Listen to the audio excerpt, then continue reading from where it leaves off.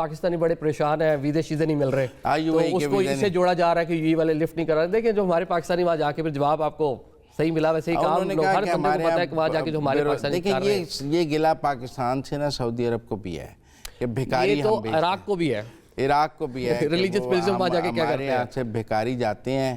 لیکن اگر آپ حرم میں دیکھیں تو پاکستانی بھکاری ملیں گے, ٹھیک ہے نا. اسی طرح یو اے ای دبئی کی سڑکوں پر بھی پاکستانی بھکاری, عراق میں بھی زیارتوں میں پاکستانی بھکاری. تو یہ تو ایک گلہ ہے کہ پاکستان سے بھکاری جو ہے اب ایکسپورٹ ہونے لگے ہیں. بالکل, یہ کاروبار بن چکا ہے, منظم کاروبار, پورے کے پورے گرو اس کے پیچھے ہیں. ویزا لگوا کر لوگوں کو باہر بھیجا جاتا ہے, ان سے جا کے بیگنگ کروائی جاتی ہے اور بدلے میں ان سے پیسے لیے جاتے ہیں. کہ سعودی عرب میں سعودیہ میں پاکستان جو ڈائسپورا ہے اراؤنڈ 3 ملین کو ٹچ کر رہا ہے, یو اے ای میں اراؤنڈ 2 ملین کو ٹچ کر رہا ہے. مطلب 50 لاکھ پاکستانی ان دو ممالک کے اندر موجود ہے. جب اتنی بڑی تعداد میں جائیں گے, 100 بھکاری جا کے ہمیں بہت پورا امیج پاکستان کا جو ہے نا وہ بالکل خراب کر دیتے ہیں. ان کا موقف تھا کہ جو پری امیگریشن آج کل ہم سنتے ہیں نا, ایف آئی اے نے روک لیا, ایف آئی اے نے روک لیا, ایف آئی اے نے جانے نہیں دیا, آف لوڈ کر دیا. تو ان کا موقف ہے کہ اس میں ہم ایک تو بھکاری روک رہے ہیں اور دوسرا جو ڈنکی لگا رہے ہیں انہیں روک رہے ہیں, تیسرا کسی کو نہیں روک رہے, ٹھیک ہے نا. اور یو اے ای سے بھی جو پری امیگریشن کا معاہدہ ہونے جا رہا ہے, اس کے بعد یو اے ای کے ویزوں میں بہتری آ جائے گی. ڈیفینیٹلی آئے گی. بلکہ اس طرح کا ایکسپیرینس ہم حج کے دنوں میں روڈ ٹو مکہ کرتے ہیں. بلکہ اس طرح دیکھ لیں پری امیگریشن آپ ابو دھابی میں امریکہ کی پری امیگریشن ہو جاتی ہے, دنیا کے 6 سے 7 ڈیسٹینیشن ہے جہاں پہ ہوتا ہے. تو پاکستان میں ایک تو اچھی چیز بھی ہے کہ اگر آپ نے میں نے جانا ہے, جو اچھے لوگ جا رہے ہیں, 99.99% اچھے لوگ جا رہے ہیں وہاں کام کاج کے لیے, اپنے سیر سپاٹے کے لیے. ایک دنیا کا کہنے کے بزنس ہب بن چکا ہے.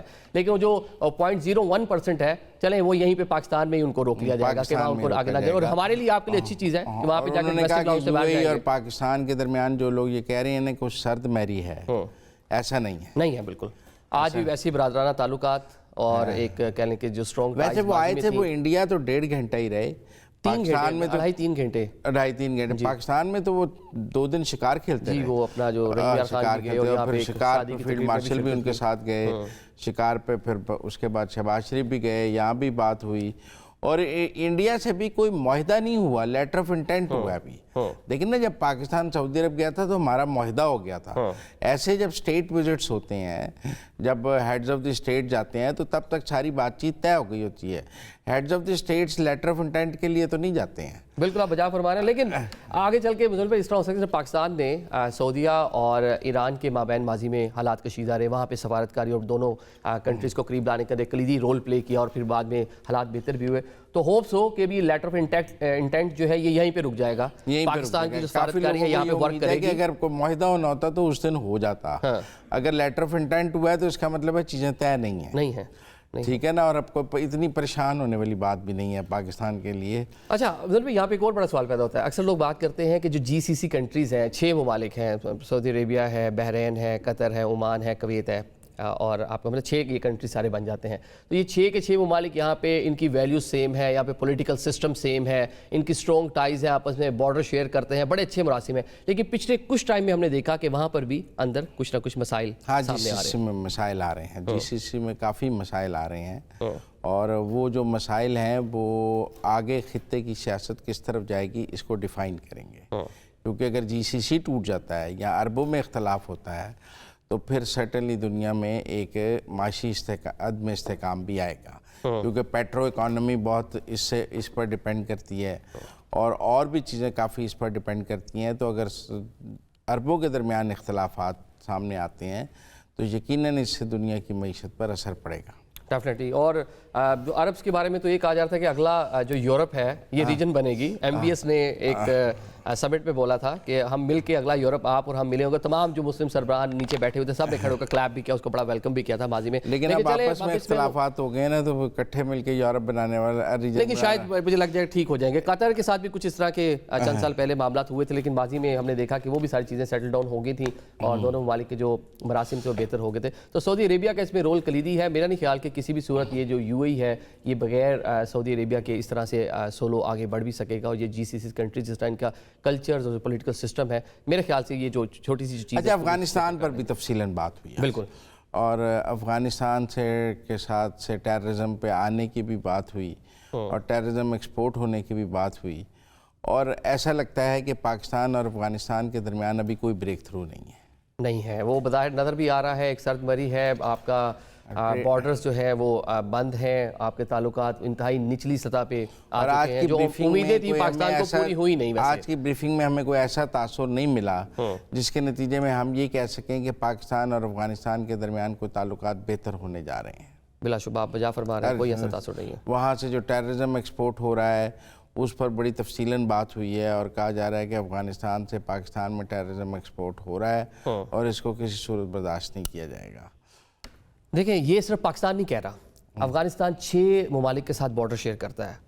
چند ہفتے پہلے یہ لاسٹ ویک اگر آپ دیکھ لیں, تاجکستان نے وہاں پہ کس طرح وہاں پہ ان کی جو فورسز کے لوگ ہیں ان کو ہٹ کیا, وہ بارڈر کراس کرنے کی کوشش کر رہے تھے. مطلب فوج وہاں پہ جو پاکستان میں ڈی اسٹیبلائز کرنے کا ان کا طریقہ کار ہے افغان فوج کا, کہ پاکستانی چوکیوں پر فائرنگ کرتے ہیں, تشکیلیں نیچے سے کراس کرتے ہیں. یہی جو دیگر ان کے کہنے کے بارڈر جن کے ساتھ شیئر کرتے ہیں نیبرنگ کنٹریز ہیں, وہاں پہ بھی یہئی معاملہ ہے. وہاں پہ بھی ان کی فورسز جو ہیں ان کو پروٹیکٹ کروا کر لوگوں کو وہاں سے تاجکستان کا بارڈر کراس کروائی. جو پاکستان اور انڈیا کی جنگ تھی 7 سے 10 مئی تک, اس دوران جو افغانستان سے ٹیررزم تھا وہ بہت پیک پہ تھا, اور 48 گھنٹوں میں دہشت گردی کے 33 واقعات ہوئے بلوچستان میں, اور وہ اس وقت ایک قسم کا افغانستان سے پورا حملہ تھا دہشت گردوں کا.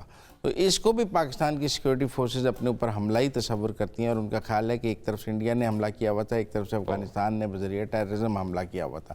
یہ فگر بھی آج ہی سامنے آیا کہ 48 گھنٹے میں 33 واقعات ہوئے. 33 واقعات ہوئے. دیکھیں, افغانوں کے بارے میں تو مظلم صاحب ہم بڑے مطلب کہہ لیں کہ یہ بڑا سوال ہوا ہے کہ کبھی ہم پرو طالبان ہو جاتے ہیں, کبھی اینٹی طالبان ہو جاتے ہیں, تو ریاست کی پالیسی کیا ہے؟ ریاست کی پالیسی اب تو واضح ہے کہ پاکستان مخالف کچھ بھی ہوگا تو اس کا جواب جو ہے وہ آپ کو مطلب کھلے عام دیا جائے گا. وہ لوگ کہتے ہیں کل پھر آپ پالیسی پرو طالبان ہو جائیں گے. نہیں, اب تو ہارڈ اسٹیٹ بن گئے نا. اب تو کہا کہ اب ہم نے دیکھ لیا ان کے جو چہرے ہیں, افغان جو طالبان ہیں جو وہاں پہ رجیم 91 کا جو مکہ اکارڈ ہے اس کا بھی تذکرہ ہوا کہ کس طرح ان کو وہاں پر بٹھا کے حرم پاک میں بٹھا کے کتنی دفعہ افغانیوں نے پاکستان کو دھوکہ دیا, اس کی بڑی تفصیل بتائی گئی. ترقی کریں, گرو کریں, اپنی عوام کا سوچیں, جو 4 کروڑ آپ کے نیچے جو لوگ ہیں ان کا کچھ سوچیں. لیکن وہاں کی جو حکومت ہے اس کو عوام سے تو کنسرن ہی نہیں ہے. پھر اس کے بعد امریکنز آئے, امریکنز چلے گئے. اس کے بعد یہ توقع کی جاتی ہے کہ شاید اب انہوں نے اپنے طور پہ, وہ خود کہتے ہیں نا کہ گریو یارڈ ہے بڑی بڑی امپائرز کا, لیکن گریو یارڈ تو نہیں کہنے کے ان کا موقف ہے کہ یہ پلے گراؤنڈ ہے, لوگ آتے ہیں میچ کھیلتے ہیں تھک کے چلے جاتے ہیں. تو اب چلی گئی تھی بڑی فورسز, جتنے تھے امریکنز چلے گئے, اس سے پہلے ماضی میں رشینز کے ساتھ معاملات ان کے ٹھیک ہوں. تو اب دس از دی ٹائم کہ لوگ تھوڑا سا سمجھتے, اپنے لوگوں کا سوچتے, اسٹیبل. میرے خیال میں ابھی افغانستان کے ساتھ ٹریڈ بند رہے گا, بارڈرز بند رہیں گے, ابھی کوئی بریک تھرو ہمیں نظر نہیں آ رہا. اور مشکلات مزید بڑھیں گی افغانستان کے لیے. مشکلات بڑھیں وہ چاہ بہار والا جو انڈیا والا رستہ وہ سوچ رہے تھے, چاہ بہار وہاں سے ایران سے انڈینز کی بھی واپسی ہو گئی, جو ایک رستہ نیا ایک روٹ بنانے کی کوشش کر رہے تھے. اس کے لیے افغانستان کے لیے معاشی مسائل بڑھیں گے, جو وہ سمجھ رہے تھے کہ انہیں ایک چاہ بہار کی پورٹ اویلیبل ہے, اگر 25% ٹیرف لگتا ہے جو ایران کے ساتھ ٹریڈ کرے گا, تو انڈیا میرا خیال ہے پھر نہیں کرے گا. انڈیا تو آلریڈی بھاگ گیا ہے سب طرف سے, کہ وہ آلریڈی اس کے امریکہ نے ٹیرف لگایا ہوا ہے, مزید ٹیرف وہ افورڈ نہیں کر سکتا. اس سے افغانستان کے طالبان کے لیے مسائل بڑھیں گے, لیکن ان کا یہ کہنا ہے کہ وہ ان کو نہ ٹریڈ سے تعلق ہے نہ کچھ تعلق ہے. اصل تو وہ ٹیررزم ایکسپورٹ کرتے ہیں, اصل تو ڈالر سے تعلق ہے, وہ مل رہا ہے ان کو, ڈالر اس سے کماتے ہیں ٹیررزم کو ایکسپورٹ کر کے. تو جب تک وہ ٹیررزم ایکسپورٹ کر رہے ہیں, ان کے کافی مالی مسائل جو ہیں وہ حل ہے حکمرانوں کے, جو وہاں پہ اشرافیہ میں بیٹھی جو رول کر رہے ہیں. لیکن جو عام افغان ہے وہ بیچارہ سفر کر رہا ہے, ان کے لیے بڑی مشکلات ہیں. خواتین عام افغان یونیورسٹیوں میں بچے نہیں ہیں, اور وہ انہوں نے بلکہ کہا کہ جو مڈ وائف کا کام ہے وہ بھی اب وہاں پہ میل ڈاکٹر سے وہ لے رہے ہیں, کیونکہ وہ لڑکیوں کو, خواتین کو ڈاکٹرز بننے ہی نہیں دے رہے.